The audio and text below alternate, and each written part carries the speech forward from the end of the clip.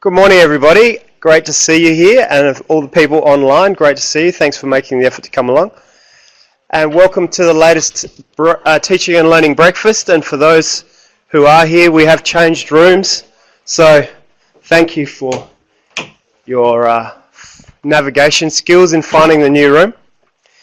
So today we are really happy to welcome Dr. Keiko Yasukawa, Dr. Tony Brown, and Dr. Nour Dados.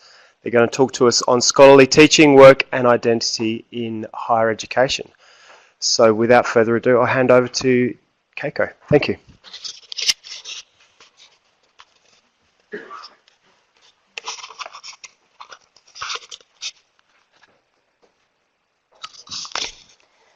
Thank you, Stuart, and thank you for inviting us to speak today. Can everyone hear us? Hear me? Thank you. Thank you to those who are listening to this remotely. I'd like to begin by acknowledging the traditional owners of the land on which we're holding this meeting and pay my respects to elders past and present. So we've prepared a presentation about our Office of Learning and Teaching project on scholarly teaching. And our project is one of the last projects funded by the Office of Learning and Teaching, and it's titled Scholarly Teaching Fellows as a New Category of Employment in Australian Universities, Impacts and Prospects. And it's involving 7 researchers from 4 different universities, and Tony and Nour are here with me today for this presentation. We've got quite a few slides, and we may be skipping over some of them very quickly, given the time, but we can come back to some of those slides if you want more details about particular things. So bear with us. So what we're doing is investigating the introduction of this new category of academic employment called the Scholarly Teaching Fellows. And the Scholarly Teaching Fellow category was introduced in the last round of enterprise bargaining at the Australian universities, which took place sometime between 2012 and 2014. And our project is to really investigate how this initiative has unfolded in the different universities, the impact that this initiative has had on the STFs, the Scholarly Teaching Fellows themselves, and the institutions. And, we're in the middle of the project, but we hope to have some recommendations for, best practice in the employment of scholarly teaching fellows and scholarly teaching fellow-like positions into the future. So just a little bit of background. The scholarly teaching fellows originally was proposed by the union, the National Tertiary Education Union, and they were introduced to provide, or the union proposed this STF category in order to have a new type of continuing education-focused roles for long-term academic casuals, and to address the issue of job insecurity amongst the thousands of casuals in our sector, to reduce casualization, and at the same time to address the growing needs and demands from the university management to have more teaching-focused staff in the universities. So it was, on the one hand, an industrial initiative on the part of the union, and from the university's point of view, it was seen as an opportunity to appoint more teaching-focused academics to address the teaching and learning needs that the universities were experiencing with larger and larger numbers of students in their institutions.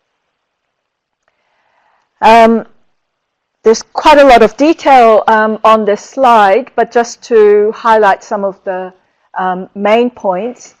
In terms of where we started from, or where the union started from, the NTU made a claim to reduce the number of casual FTEs through SDFs by 20%.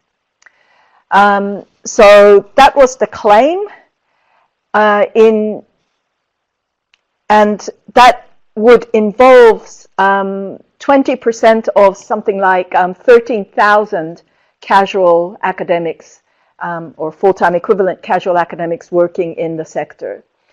And at the time that we took a snapshot of where things were, about 854 STFs were agreed across the universities, and 694 had been appointed. And the NTU wanted all of these positions to be continuing positions because the union were seeking to address the job insecurity issue of the casual academics. And about 87% of those who we interviewed had continuing positions. The STFs or STF-like positions were continuing positions. We don't have, at this point, a global view of what's happening across the sector. We hope to have more information later on. Some are part-time, some are full-time, but most of the 84% that we interviewed were appointed on a full-time basis. One of the crucial aspects of the, I guess, the gold star model, as far as the union was concerned, of the STF, was that these scholarly teaching fellows who have a teaching focused role in their first 3 years would eventually be able to be converted to an integrated teaching and research role. So I think in many universities they're described, or their workload is described as 40-40-20, 40% teaching, 40% research, 20% engagement. So the claim that the union put during bargaining was that these STFs would be eventually converted into these balanced integrated roles. But only 26% of the sample that we interviewed had a conversion pathway in their positions. In terms of eligibility to apply for the STF positions, the union said they needed to have a PhD plus a minimum of 1 year casual or fixed-term contract experience in an Australian university. And we found that of those we interviewed, about 80% had a PhD at the time of employment. We don't have a sector-wide data at this point, and 93% had the casual or contract experience of more than 1 year. Many had many more than 1 year experience in the sector. The workload was another area of variation. Of the people that we interviewed, of the STFs that we interviewed, their teaching workload varied between 50% and 80%. And their research and scholarship workload varied between 0 and 20%. So there's a great variation. And as you'll see, workload and conversion are two of the biggest issues that many of the STFs are experiencing. So in terms of the different interests that led to this STF initiative, from mainly the union's perspective, the industrial objective was to reduce casualization. From the institutional perspective, it was to improve the student experience by having more continuing teaching-focused academics who would be involved in the scholarship of teaching. And we wanted, the unions wanted to create job security for former casuals. That's the casuals have been demanding job security for many years, and the union hadn't done or hadn't been very successful in coming up with some arrangement to enable that. So the union certainly saw this as an opportunity to create job security. The university management saw this as a way of enhancing teaching and learning. And again, the union saw this as a career pathway. The university saw this as strengthening the ongoing teaching capacity for their workforce. This is just a way of illustrating that sort of convergence of interests that occurred through the STFs. Just to show you a few graphs. So this is showing the growth of casualization in the sector from 1996 to 2016. There's sort of bumps and troughs along the way, but you can see the overall sort of increase, the upward trend until 2016. And this shows the growth, particularly from sort of 2008 onwards, of the growth of teaching-only full-time, teaching-only academics in the sector. And on this graph, on the top, the green, you see the casuals as a percentage of the overall teaching workforce. So you start to see a little bit of a dip as the STFs were being debated and introduced, and the rise on the bottom of the full-time teaching-only continuing and contract staff.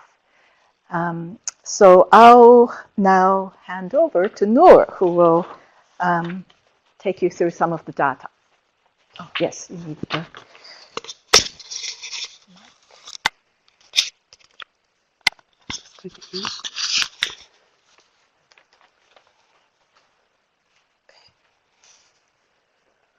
Thank you, Keiko. Okay, so I'm going to talk about the interview data from the project. So part of it, as Keiko has been explaining, has been quantitative data, but we also did quite a large number of interviews to collect qualitative data about what is happening with these positions in the sector. So between July last year and February this year, we did 80 extended interviews of up to an hour and a half with multiple different types of stakeholders. And the interviews were conducted at 6 different sites within different states as well. So we tried to make sure that each type of university was covered within our interview data set. And as you can see, the breakdown there, so we had a Sandstone, a Red Brick, a Gumtree, and 2 new universities. And interview participants were broadly, half of them were people in STF or education focused roles, and the other half were in managerial or executive positions. And that is broadly how we've broken up some of the initial data from the interviews and how we'll be talking about it today. So I'm going to talk a little bit more now about the data from the interviews that we did with the managerial and executive staff. So that's a sample analysis of the management interviews. And so you can see there the number of interviews that were conducted at each type of site and the managerial category that those interviews would have fallen into. So the majority of the interviews were with people at faculty level, so deans and other senior staff at faculty level, but we also did quite a reasonable number of senior executive and other senior staff within human resources and other departments. And so Tony will be talking about the STF and education-focused interviews that we did, but that's just a quick sample analysis to give you an idea of those interviews. So the majority of people who were in STF and EFR positions who we interviewed had been in academia for 5 years or more. As you can see, that was the largest category, between 5 and more than 20. So a much smaller number had been in academia for less than a year or less than 5 years. And Keiko's already been through some of the other data that's presented there about whether people had a PhD at the time of appointment, whether they were fixed term continuing or fractional, and those numbers are there again. So in terms of our initial thematic analysis of the interview data, one of the big things that's coming out of it for us is the question of sustainability. So there are clearly very positive elements to the initiative, and that's been talked about by both people in STF and EFR roles, as well as people in managerial positions. And those benefits are very much about job security, professional recognition, and having, a sense of an academic identity for people that had been long-term casuals. That's been a really important feature. On the other hand, the challenges that we're seeing are also quite significant. So workload has come out as being something, that's been so significant to the point of being debilitating for some people, and that's forced them to actually drop down to a fractional load because of the intensity of it. So the impact on health and personal life has been, for some people that we've interviewed, quite important. And there's also the question about pathway uncertainty, that the positions at most universities actually level out at a B3. So people can't be promoted beyond a B3. They're kind of stuck at that level.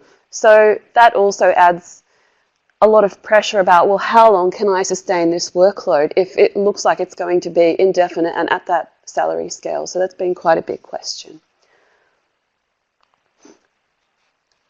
Okay, so to move on to some of the responses that we had from people in managerial and executive positions about the roles. So the three themes that are there in the blue column are some of the themes that we chose from those interviews that were quite pertinent.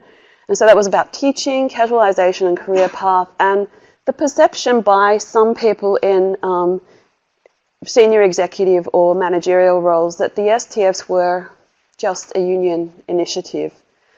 In terms of teaching, again, we saw a range of responses, from the very positive being STFs are a good way to recognise and reward good teachers. STFs are okay for those that want to teach but won't lead to a full academic career. And STFs create a subclass. So that was on the much more negative side. In terms of casualisation, I think, broadly speaking, there was not really a perception that STFs had led to any net reduction in casualisation, but there were some positive sentiment about the creation of a career path. And again, there's a variation in terms of responses about how much of a career path they had indeed created. So then on the last theme, whether STFs were purely a union initiative, there was some agreement by a lot of the people in managerial positions that we interviewed, particularly at faculty level, that casualisation was something that was important and needed to be addressed. They did not necessarily agree that STFs were the way to do it. All the way over on the other side, though, there were people in managerial roles that said, this is a terrible idea and, it shouldn't have happened. So we'll have a look at some of those responses as we'll talk through some of the things that people said from the interviews. So on the question of recognising good teachers, now these two quotes are from different universities, but they were at universities that were clearly pursuing a path of role specialisation. So they wanted to create different streams for people that were teaching focused and people that were research focused. And they were really trying to create a distinction that would, in the views of the managers that we spoke to, certainly at least, recognise teaching as, being something important and equally rewarded. So creating a career path for teaching. But these initiatives were fairly in early days, so there wasn't any evidence that anybody had been promoted all the way through that career path. So those responses that you can see there were about managers saying that, you know, this is one way that people that are not interested in research can be recognised for what they do, and it takes the pressure away from having to, you know, to actually produce research when that's not what they really want to be focusing on. So that was the view that they shared there. On the other hand, more in the middle was the view that, yeah, this is great if people want to be, and the way that this person put it was if they want to be just teachers. So she did not see it as that senior manager there at an Australian Technology Network University site. She did not see the STF as being a stepping stone to a full academic career. On the other hand, the final manager there from a new university actually had a very negative view and just said this is, you know, a subclass and people are killing themselves trying to get out of it by doing all the research in their own time so they can be competitive for an integrated role. So they're the range of responses on that question. With the question of casualisation, broadly there was a perception that the STFs couldn't really get rid of casualisation altogether because in some circumstances casual staff were needed to perform some of the roles, whether it was about small group teaching or just the timetabling questions of having so many concurrent classes that an STF couldn't possibly cover them all. So there was that. And then on the question of career path, again, that large quote in the middle from a faculty manager at a new university has been saying, well, it's not really a career path because people are having to drop down to a fractional workload so that they can pick up on their research in the spare time that they get, and then try and get out of the teaching only position into a standard teaching and research position. And then finally, on the perception of STFs as a union strategy, we did have some responses that indicated that that's what some managers thought. So one person who was a faculty manager at a sandstone and red brick university believed that the unions had hoodwinked the university into accepting these positions and saw them as a very bad idea. So that particular manager wanted to only have integrated positions and was also quite negative about people being employed into these roles that hadn't, for example, had an international postdoc or other things that he saw as, you know, essential for someone to be employed into an academic role. And another person who was in a human resources role saw this as part of a broader union strategy. So a whole ACTU thing was the expression used, and about casualisation of the workforce. So a strategy that was about creating job security, reducing casualisation as a union strategy, but this particular human resources manager did not believe that this was really about creating academic career paths or even about really thinking about how an academic career might look. Okay, so I will leave it there and I'll hand over to Tony, who's going to talk about the STF responses. Oh, yeah, sorry.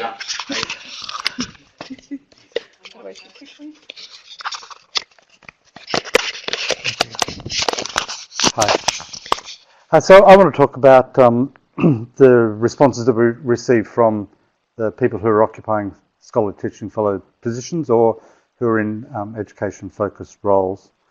And so following the same pattern as what Nour has just talked about, the sort of topics that we looked at when interviewing these people were around job security and career path, about fighting casualisation, and about workload and impact on personal life. And again, a similar sort of responses, a continuum of responses, some who are very positive, some mixed, and some pretty negative about the experience. So in the areas of job security and career path, at one end, people saw that job security as one of the main incentives for accepting the role. That sort of moved from being the short-term casual into something that is a continuing position and more reliable. The potential of creating a career path for teaching-focused academics, and some degree of professional recognition amongst their peers within their faculties and disciplines and so on. Then more mixed responses were around the job security is good, but we're still treated as second-class citizens, second-class academics because they're just teaching focus, seen as being not the whole deal. Or the STFs are not seen as being a career path for those who are aspiring to the more traditional integrated balanced role. And at the other end, people were saying that job security is undermined by the lack of a career path, so therefore not serving the original purpose, and it leads to dead-end positions and lack of recognition where research is the most privileged aspect of academic work. In terms of fighting casualisation, it ranged from the positive side, endorsing the union's effort to push back against casual work and the creation of entry-level positions, to the sort of idea that it's an endorsement of union efforts to reduce casualisation, but STFs are not seen as a genuine entry-level position into the industry or into the academic community. And then the view that STFs are not seen as an effective strategy against casualisation, nor as creating entry-level positions. In terms of workload and impact on health and personal life, there were those who said that they were able to cope with the workload and hadn't had a great impact on their personal life, or that they hadn't, because of their workload allocations within their discipline or faculty, they'd been able to manage their work. But then others were saying the workload was unsustainable and exceeding normal working hours. It caused a rise in stress levels, even though it didn't necessarily impact on health and personal life. And at the other end, the workloads were unmanageable with a marked impact on health and personal life. So, looking more closely around job security and career path, an academic at a new university says, I was very, very lucky to have a permanent position in this environment, especially somebody who doesn't have a great publication record. Anything that bugs me or irritates me or anything like that, I always come back to that point of how competitive the job market is. So it's a sense of being really thankful that they were out of the fire, so to speak. The fry pan might not have heated up enough there. I think some academics treat the STFs as if they only just teach. There's definitely an attitude that if you're in an STF role, that somehow there's something wrong with you and you're not really a good candidate for grant applications or something like that. You do get that sense from both senior people and your peers. There are other people in management who don't see you that way at all. And from a gum tree, I do believe the universities still have a staff class system, and the preference without doubt goes to researching academics. In terms of fighting casualisation, at one of the ATN universities, this person said the STFs allow people to kind of show their dedication and their ability. It allows them to be able to get off the treadmill of a casualisation. I think that's very important. So yes, I think it's a good way. It's a good way and it's a good system.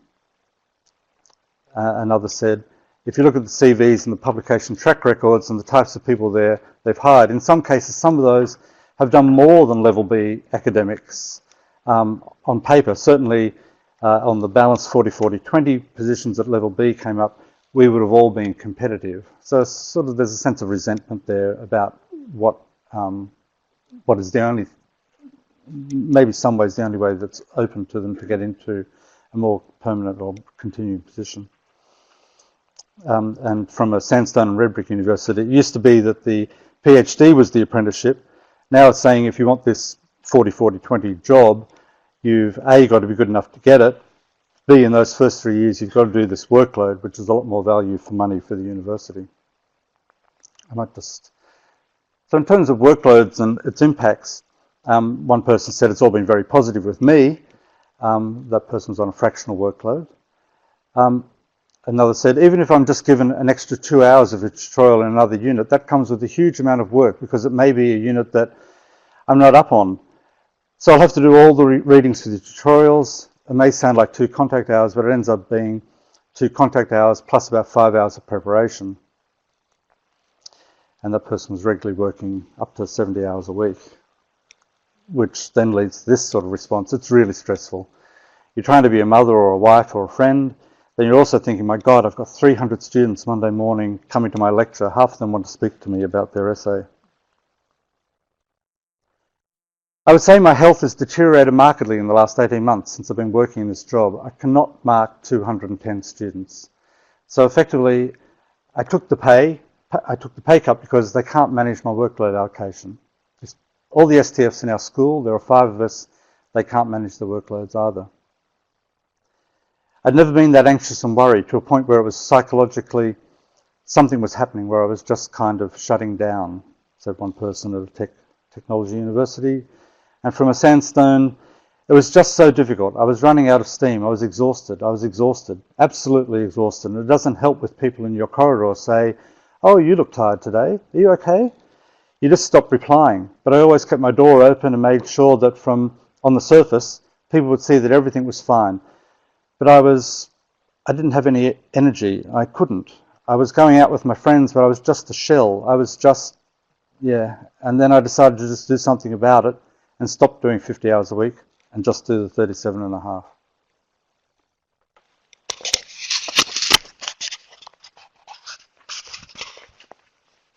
So that's a very quick overview of the data that we've been looking at. And to summarize our observations, well, the STF initiative has created, at least for some, job security and professional recognition, but as you heard in the last few slides, at a cost. And for many of these STFs and education-focused academics, the workload is sustainable with reported impacts on health and well-being. There's a concern that for many of these academics, they're stuck at level B or a step in level B, and so they can't see a career pathway progression. And for others, or for some amongst them, there's uncertainty about their future role. Are they going to be stuck in teaching focused, even if they have got PhDs, even if they've got research interests and capabilities? Or is there some mechanism for being converted into an integrated teaching and research role? And we see a clash of objectives. So is this initiative really about improving the quality of teaching and learning in the institutions, or is it about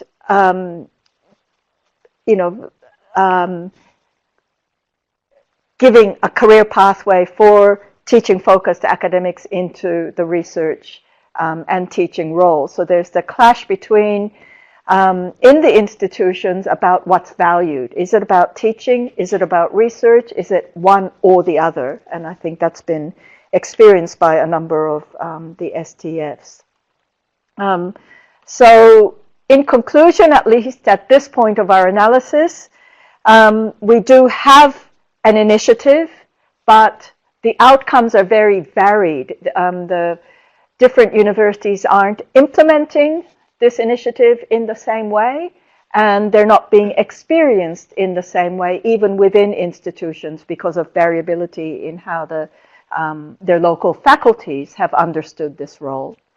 And the impact on casualization, well, that's very limited because the student numbers keep growing and the STFs are, not able to catch up, even if institutions wanted to use STFs to curtail casualization.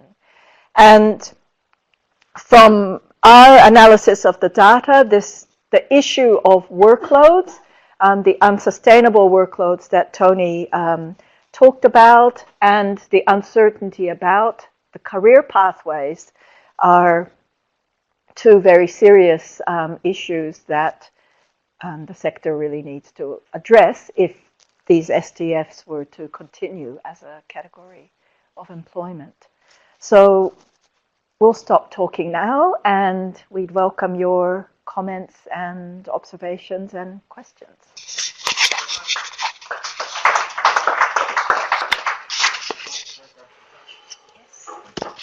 Thank you. Thanks very much for that, guys. It was very interesting. Now, we have a question online while people in the room, I'll get to you in a second here.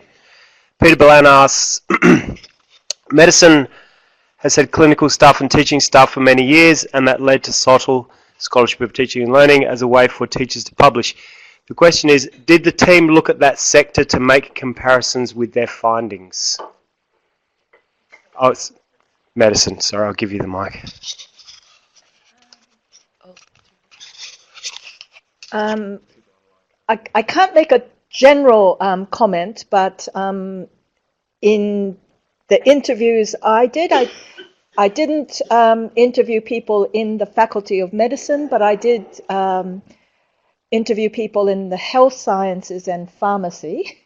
I don't know if they're sufficiently related to the experiences of medicine, but in both faculties,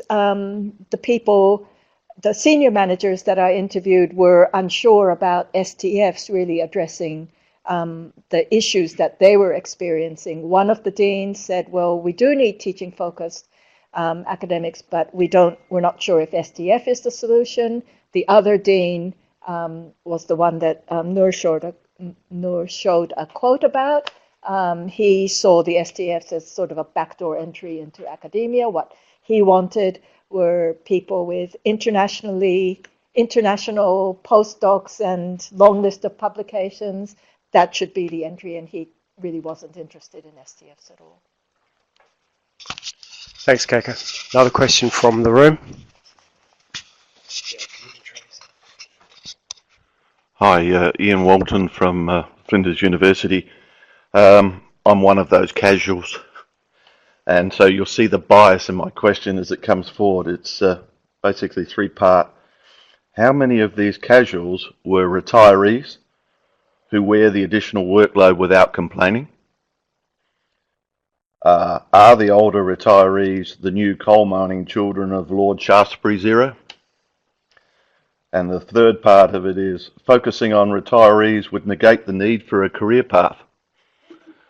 So my question, summarised from those three aspects, is, did you look at the number of casuals who are actually retirees and look at it from that perspective when you were doing your questionnaires and analysis? Because I think it might create a separate population. Thank you. Is it okay? Did you? I think if you had a look at the sample analysis that we put up of the STF interviews, you could see that the majority of people that we interviewed had been in academia for around 5 to 10 years. That was the group where most of the interviewees were concentrated. There were some, a smaller portion, that had been in academia for longer than 20 years. Out of that group, I don't think any were retirees. So in terms of our sample, yes, we didn't come across anyone who was in that position, even if they had been in academia for a long time. It's an interesting question, and I think maybe there is data on that, but we didn't come across it in our interviews, so I can't give you a direct answer. Thanks.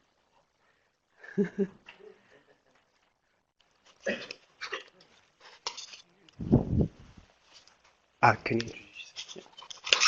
Hi there, Scott Copeland from UniSA. Just quick question, sort of, a lot of you talked about the idea of the STFs coming in and it being a career pathway and the ability to convert into the balanced pathway. In chatting to people, do you find anyone going the other way, sort of having been in that balanced pathway and then moving into the sort of STF role and looking at that as a different career pathway for them?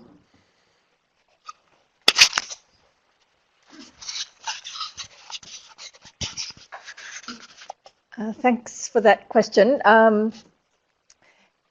It's a little bit difficult to answer because, as I said, the STFs have been implemented in slightly different ways in the different institutions. So if we look at the model of the STF that the union first proposed, you're only eligible to apply for an STF position if you were currently casual or on a fixed term contract. So people who are already in a continuing teaching research role weren't eligible to apply for these positions.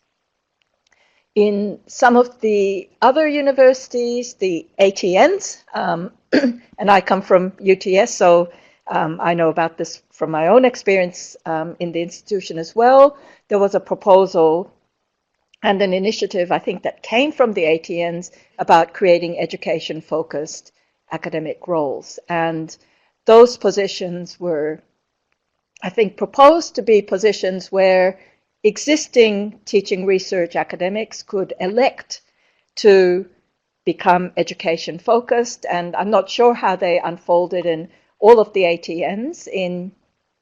At UTS there was a big pushback, and some sort of compromise was reached. I won't go into details because I don't remember the details, but I think it's fair to say that amongst the STFs and the STF-like academics that we interviewed, there were some who said, why can't we be valued as teaching scholars?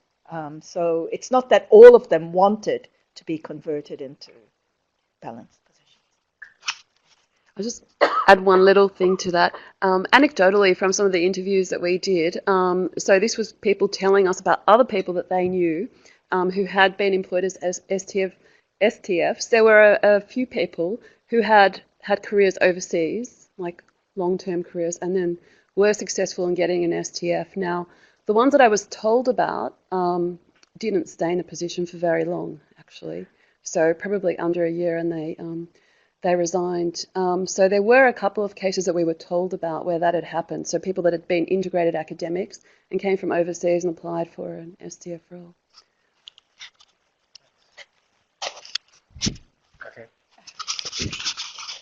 Hi, I'm Ruth Vazakali from UniSA. Just the interview data that you presented in summary, I think that full spectrum, the full spectrum of those comments, I think you could find at any one institution, certainly here. And what I was wondering was, given that you identified the institutions according to the type of institution, ATN or Sandstone, whether there was any sense in that, in the 80 interviews, whether there was any kind of commonalities around cultural practice that characterised the institution. I mean, you could say that, you could interpret it as was there good practice somewhere, or good, or particular attitudes in one place, but really it's kind of, was there any commonalities at all around in particular places? Or is it like UniSA, I think, where there's the full spectrum of everything happening all at the one time? I could try to comment. I think the commonality was that in each institution, the STF initiative was understood and implemented with variable levels of uncertainty. So sometimes the manager said, oh, conversion? Oh, I'm not sure. And the STFs themselves were unsure because their supervisors were unsure.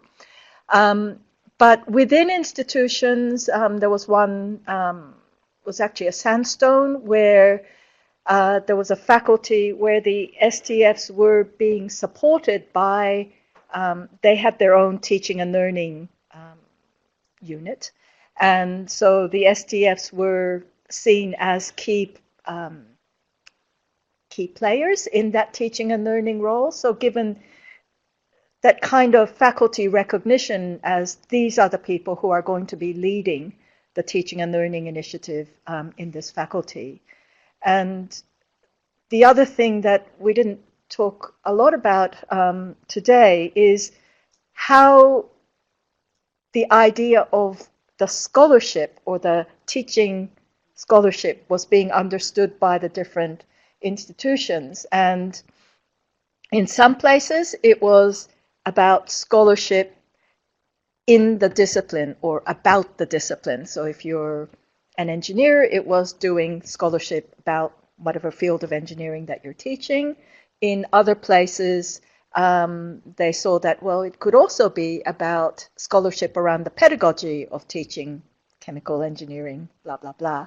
But that was another area that wasn't well articulated. Some managers didn't care which it was. Some managers, said, well, if these people are going to, have an academic career, really, they need to be doing scholarship and research in the discipline, because in the end, that's what's going to get you a job or promotion. In a few places, they, I guess, valued the STFs engaging in scholarship of teaching, the pedagogical scholarship. I think also there's you can look at these in different ways of cutting it. So there are similarities, I think, between faculties across different types of universities. So sciences or arts faculties may respond in different ways. But I think also the local contextual factors are really important. So, for instance, in some of the bargaining campaigns in some universities, the union was absolutely determined that STFs were and reducing casualisation was at the forefront of the campaign, and the management sort of got a sense of, okay, they're serious about this. At other universities, maybe it wasn't waged with such determination. And in terms of management, some universities have now, I think, quite sophisticated workforce restructuring and future directions plans. And so they know exactly what they want to do with remoulding their workforces. And other universities aren't at that stage, or they have less developed, or they may like this, but they haven't really planned how to do it. And I think there are all those sorts of factors influence how the STFs actually exist in their different institutions.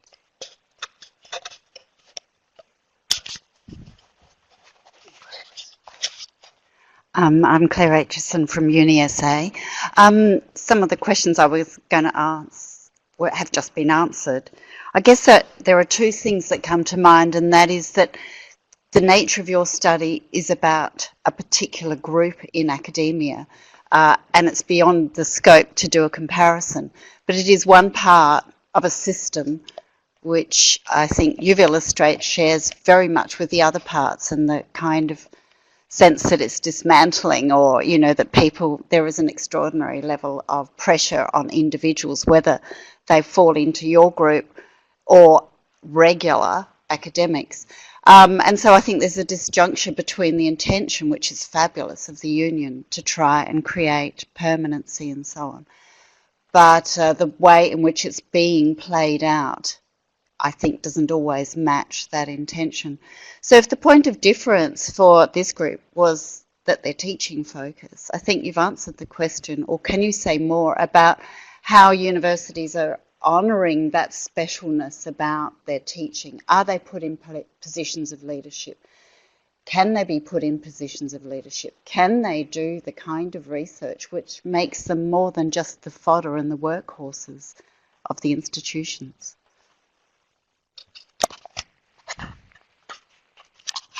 Thanks for the question.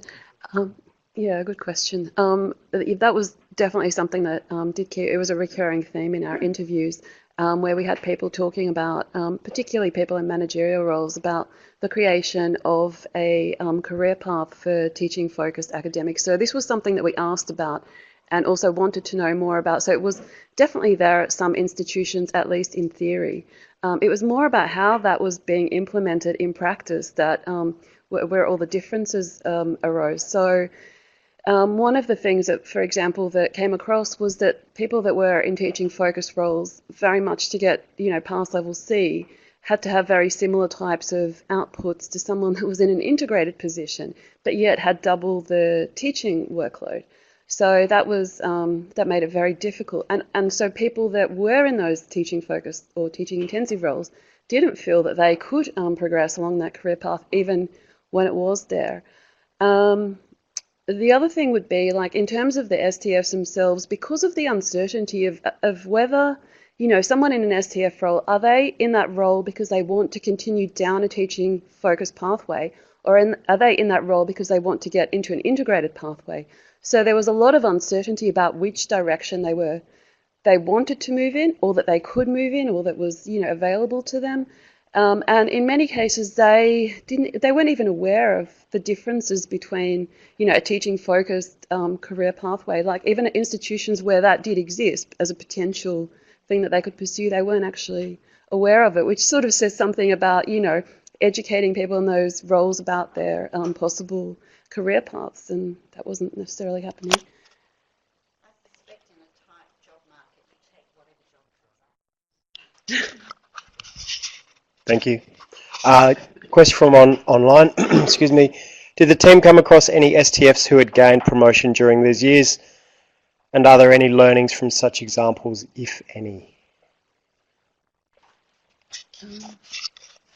We did interview a few people that had been either successful in getting promotion or that were awaiting the outcome of their promotion.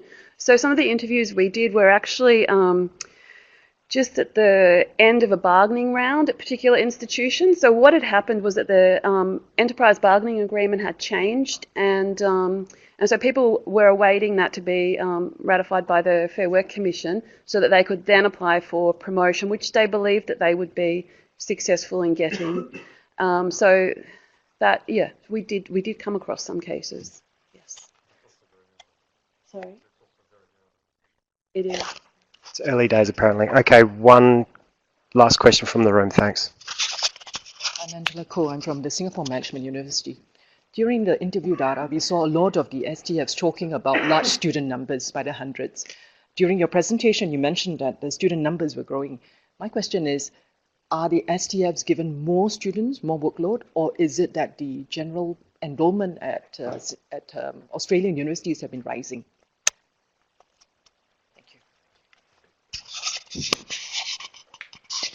The undergraduate student numbers have been rising in Australian universities, and it's not so much that the STFs are given more students as such, but one of the trends amongst the STF workload is that it was almost as if the university was waiting for these continuing or non-casual academics to be appointed, so that here you go, subject coordination for this subject with 800 students, and by the way, can you do this other one with 600 students? So I think many of the STFs were feeling overwhelmed by not just the teaching and the marking, but the admin load that comes with large student numbers. And in many Australian campuses, they're now teaching summer sessions. So this kind of, they can't get off the treadmill of this admin and marking and teaching. And because they're now in a non-casual position, they're also